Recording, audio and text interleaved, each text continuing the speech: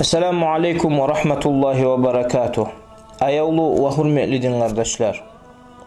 Haliki zamanda köp yoluğa adamlar, olaga sen sorasan, sen Kur'an okup bilen musan dep, olar ayta, ben alda biledim, hali unuttum Kur'an'ı okup.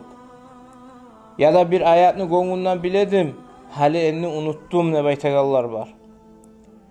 Peygamberimiz sallallahu aleyhi ve sellem'in hadisi var.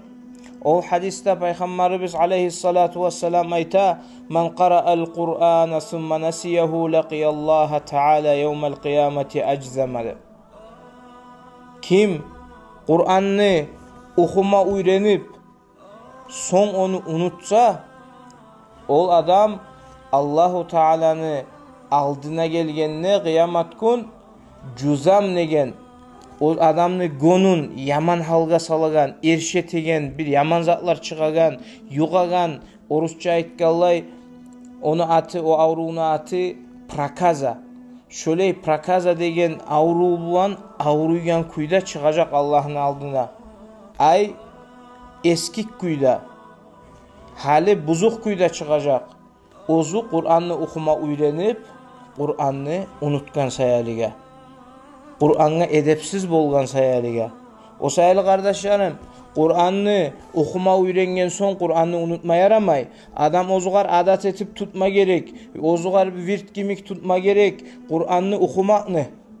Cuma geçeler, ulu geçeler, okup, ulularına, olgellerine tabuşturup, yaşlarına da okutup, ozu da okup, zamanla bir ders okup, bir onu aldına barıp, bir muallimin altına barıp, men okuyum sen terk edip, ozu şu Kur'an'ı neçik biçakını biz iddete musak, Kur'an okumakını da, mahrajını da, tecvidini de her zaman şöyle üstüne turup işlep durmasa yaramay kardeşlerim. O Allah'ın kalamıdır. Ogar edepsiz bolma yaramay. Onu öğrenmede öğrenip unutu kalmak adam. Allah'ın kalamını unutmaktır o. Oylaşıp karama gerek adam.